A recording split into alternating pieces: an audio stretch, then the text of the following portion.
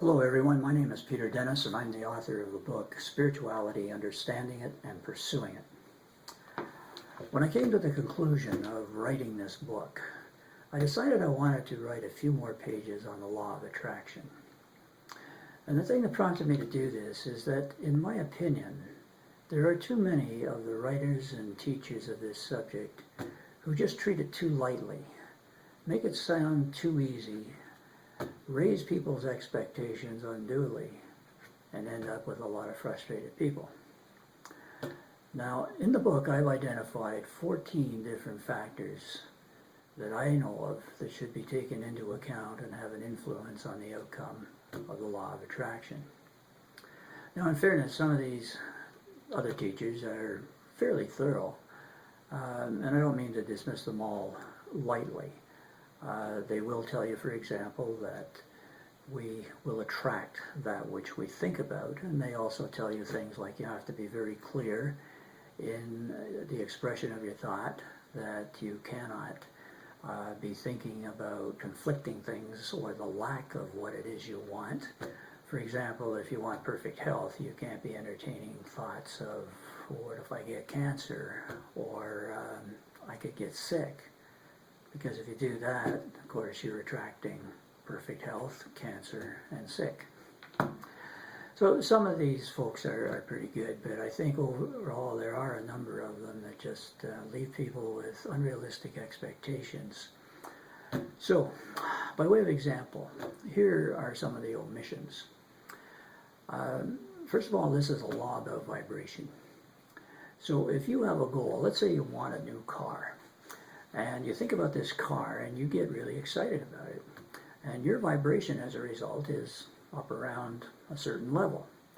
Now if you're living your life at a very different level, where everything is very fear-based, you're constantly thinking this is a tough life, what a rotten break I'm getting, that sort of thing, then the two vibrations are so far apart they're never going to meet, and that car will never manifest for you. A second idea that's often left out is that values trump goals. For example, if your number one value was family, and you had a job that was leading to a really good career, but in order to pursue that career, you'd have to put in quite a bit of time. Well, the conflict for time would be won by the value of family, and career would lose out. Another thing you're often not told is the soul purpose is extremely important.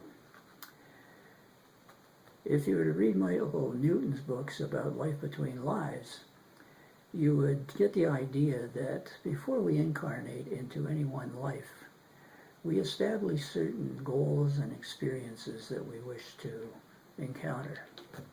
So for example, if you decided before incarnating into a particular life that you wanted to experience poverty, then probably your higher self or oversoul has poverty on the checklist for you in that life, and you are not going to experience wealth no matter how you tinker with the law of attraction. So some of these things I think are omitted. As well, you could say that we're in the third density. This is not a density of instant manifestation. That comes in the fourth density with enlightenment. And so, yes, when we do have instances of instant manifestation, chances are the person manifesting, if their vibration is oscillating, they have probably just touched into the fourth dimension of consciousness, or the fourth density, where instant manifestation is the norm.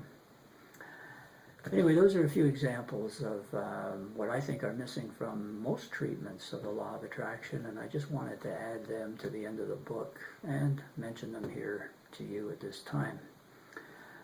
Now that's really it for this series of videos. I hope they've given you a fair sampling of what's in the book. And I hope you'll find the contents helpful in developing your own spirituality.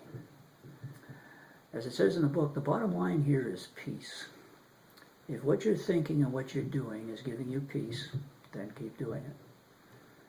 Conversely, if what you're thinking or doing is not giving you peace, then be open to the possibility that there are other ways. And I would suggest you explore those other ways, find the ones that make sense for you, and give them a try. But overall, the bottom line is peace, and that is my wish for you. So, at this time, I'm signing off and wishing you all peace.